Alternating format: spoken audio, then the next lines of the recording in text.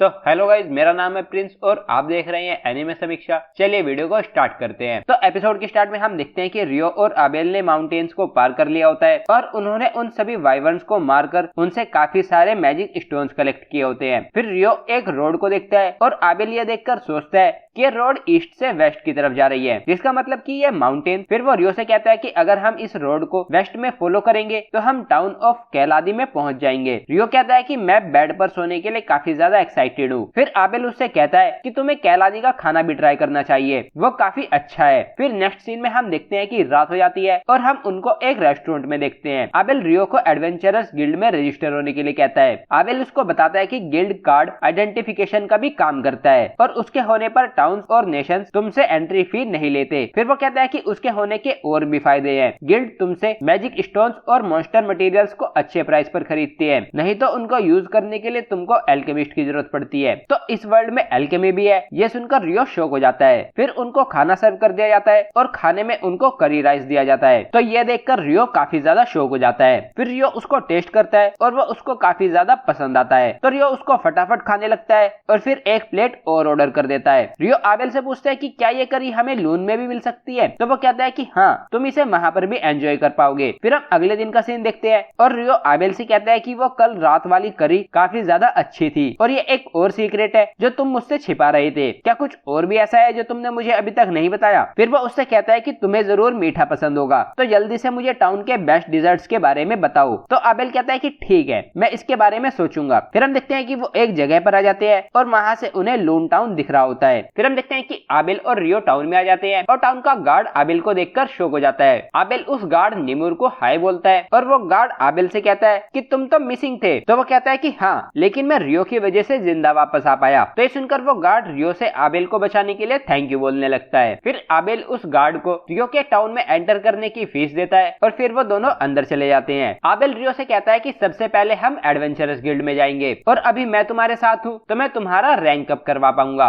रियो Abel से पूछता है कि ये रैंक अप क्या है। तो वो रियो को बताता है कि जब तुम गिल्ड में रजिस्टर करते हो तो तुम रैंक एफ होते हो, लेकिन एक बी रैंक या फिर उससे हाई रैंक वाले एंडोर्समेंट के साथ होने से तुम एडवेंचरिंग ए रैंक या फिर डी रैंक से स्टार्ट कर सकते हो। फिर आबेल रियो को बताता है कि तुम्हारी रैंक जितनी हाई होती है तुम उतने ही हायर क्वेस्ट को एक्सेप्ट कर पाते हो और उनसे तुमको बेटर रिवॉर्ड मिलते हैं, लेकिन मुझे नहीं लगता कि तुम्हें पैसों की चिंता करने की जरूरत होगी। रियो आबेल से पूछता है कि क्या ये मैजिक स्टोन सच में इतने ज्यादा वैल्यूएबल है। तो आबेल उसको बताता है कि ये काफी ज्यादा वैल्यूएबल है और इन सभी को एक साथ सेल करने की वजह से मार्केट प्राइस क्रैश कर सकता है, लेकिन मुझे पूरा विश्वास है कि गिल्ड मास्टर कुछ ना कुछ फिगर आउट कर लेंगे। फिर हम देखते हैं कि आबेल और रियो गिल्ड में आ जाते हैं और गिल्ड के सभी लोग आबेल को देखकर काफी ज्यादा खुश हो जाते हैं और आबेल से मिलने के लिए वहां पर भीड़ इकट्ठा हो जाती है। रियो देखता है कि वो काफी ज्यादा पॉपुलर है और फिर वो उनके रास्ते में ना आए, इस वजह से रियो बाहर आकर खड़ा हो जाता है। रियो बाहर आकर चल रहा होता है और तभी वहां पर एक एल्फ आती है। वो एल्फ रियो के क्लोक को देखकर सोचती है कि ये तो फेरी किंग का है। रियो पूछता है कि तुम क्या बोल रही हो। तो वो रियो से कहती है कि तुम्हारे इस आउटफिट पर मेरा ध्यान चला गया।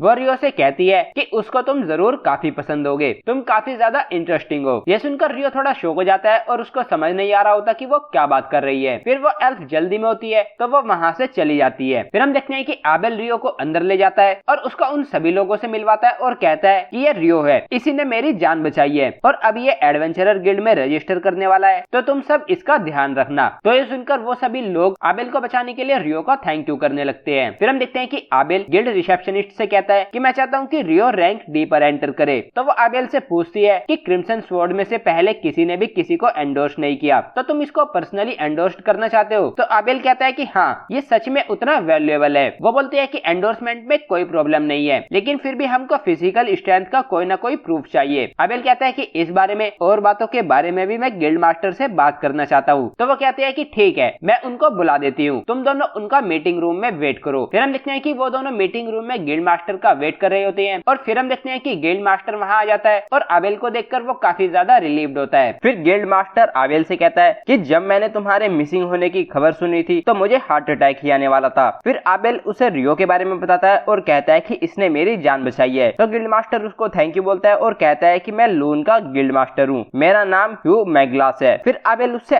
एंडोर्समेंट से रियो के रैंक अप की बात करता है। तो वो आबेल से कहता है कि मुझे इसका प्रूफ चाहिए होगा। आबेल उसको बताता है कि रियो मुझसे ज्यादा स्ट्रॉन्ग है और फिर वो उसे वो सभी मैजिक स्टोन्स दिखाता है और उन मैजिक स्टोन्स के कलर और साइज को देखकर ह्यू समझ जाता है कि वो मैजिक स्टोन वाइवर्न्स के हैं और ये देखकर वो शॉक हो जाता है और कहता है कि इतने सारे वाइवर्न से लड़ने के लिए तो तुम्हें एक पूरी आर्मी की जरूरत पड़ती है। आबेल कहता है कि मुझे उसकी कोई चिंता नहीं है, हमने उन्हें साउथ में मालेफिक माउंटेन्स में हंट किया है। रियो उससे पूछता है कि मालेफिक माउंटेन क्या है, तो वो रियो को बताता है कि कैलादी की रोड ढूंढने पर मुझे समझ आया कि हम कहां पर हैं और उससे मुझे ये भी क्लियर हो गया कि हमने मालेफिक माउंटेन्स को पार कर लिया है। ह्यू कहता है कि आज तक कोई भी मालेफिक माउंटेन से वापस जिंदा नहीं आया है और नॉर्मल लोग और एडवेंचरर्स भी बिना किसी अच्छे रीजन के वहां पर नहीं जाते। फिर आबेल उससे पूछता है कि रियो के रैंक अप के लिए ये प्रूफ काफी है ना? तो ह्यू कहता है कि हाँ। फिर हम देखते हैं कि वहाँ आबेल की पार्टी क्रिम्सन स्वॉर्ड के मेंबर्स लिन, रिया और वारेन आ जाते हैं और वो सभी आबेल को देखकर काफी ज्यादा खुश होते हैं। ह्यू उनसे कहता है कि तुम्हें काफी सारी बातें करनी होंगी, है ना? तो तुम ये रूम यूज कर सकते हो। और फिर वो रियो को उसके साथ चलने के लिए बोलता है और उस लड़की नीना से कहता है कि रजिस्ट्रेशन के लिए जरूरी सामान ऑफिस में ले आओ। फिर रियो उसके साथ जाने लगता है तो आबेल उससे कहता है कि मैं तुम्हें कुछ दिखाना चाहता हूँ, तो रिसेप्शन डेस्क पर मेरा वेट करना। फिर हम देखते हैं कि रियो और ह्यू उसके ऑफिस में आ जाते हैं और ह्यू रियो को बताता है कि वो आबेल की एडवेंचरिंग पार्टी क्रिम्सन स्वॉर्ड थी, वो काफी ज्यादा पॉपुलर और टैलेंटेड है। फिर रियो उससे पूछता है कि क्या रैंक डी पर रजिस्टर होना मेरे लिए सही रहेगा, तो वह उससे कहता है कि मुझे पता है कि आबेल कितना स्ट्रॉन्ग है, ऐसा लगता है कि वो गिफ्टेड है, लेकिन मुझे ये भी पता है कि वो अकेला वाइवर्न को नहीं मार सकता, जिसका मतलब कि तुम इतने स्ट्रॉन्ग तो जरूर होगे कि तुम रैंक डी के लिए क्वालिफाई कर जाओ। फिर हम देखते हैं कि नीना रजिस्ट्रेशन का सामान लेकर वहां जाती है और फिर ह्यू नीना से रियो के रजिस्ट्रेशन प्रोसेस को संभालने के लिए बोलता है और फिर वो पेपर वर्क करने लगता है। फिर नीना रियो को बताती है कि मेरा नाम नीना है और मैं एडवेंचरिंग गिल्ड की क्लर्क हूँ। फिर वो रियो से कहती है कि सबसे पहले तुम्हारा इंटरव्यू होगा और फिर वो उससे उसका नाम, उसकी क्लास जैसे कि मैजिशियन या स्वॉर्ड्समैन और फिर उसका मैजिक एलिमेंट पूछती है।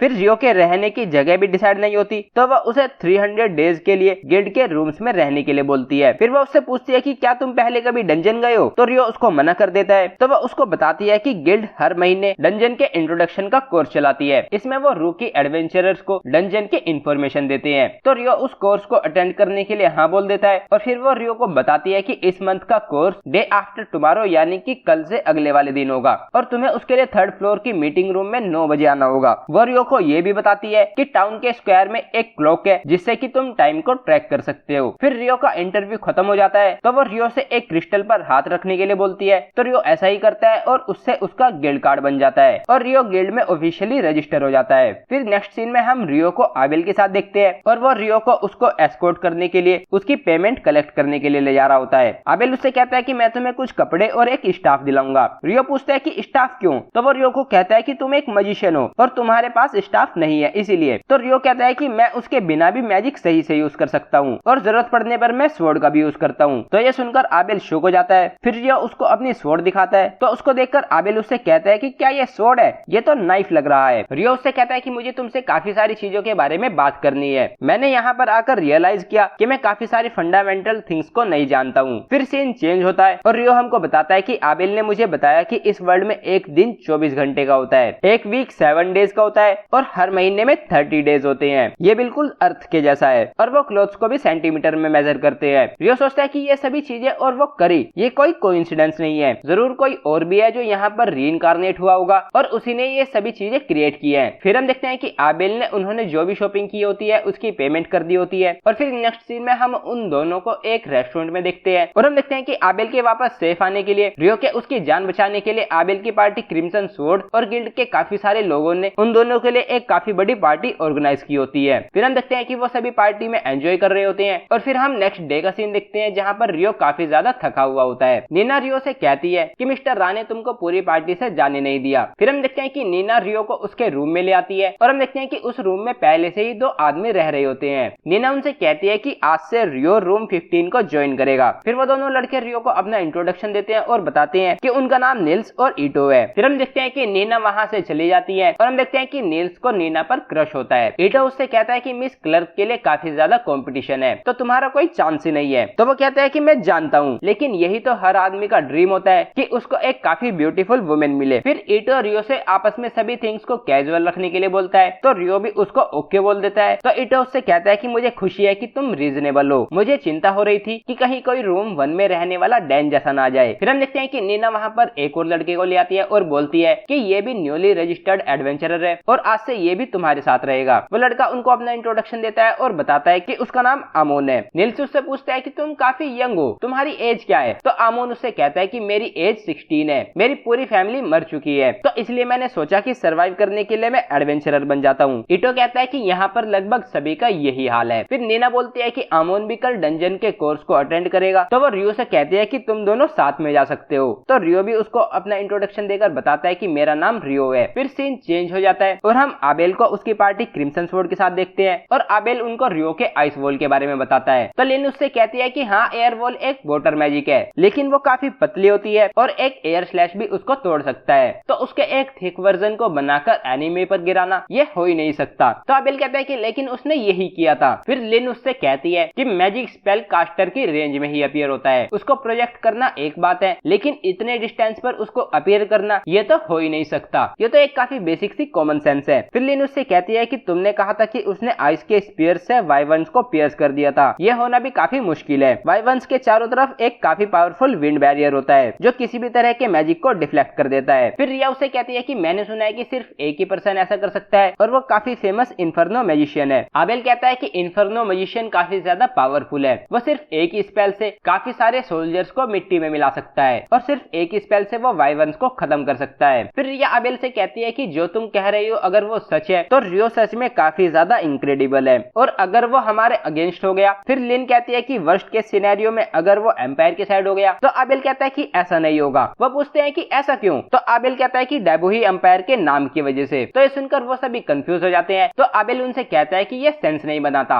है ना, मुझे भी यही लगता है। और फिर एपिसोड यहीं पर एंड हो जाता है। तो गाइज ये था episode 3 of the water magician. अगर आपको वीडियो पसंद आई है तो वीडियो को लाइक कीजिए, चैनल को सब्सक्राइब कीजिए, प्रेस कीजिए बेल आइकन को। मैं मिलता हूँ आपसे नेक्स्ट वीडियो में। Thank you.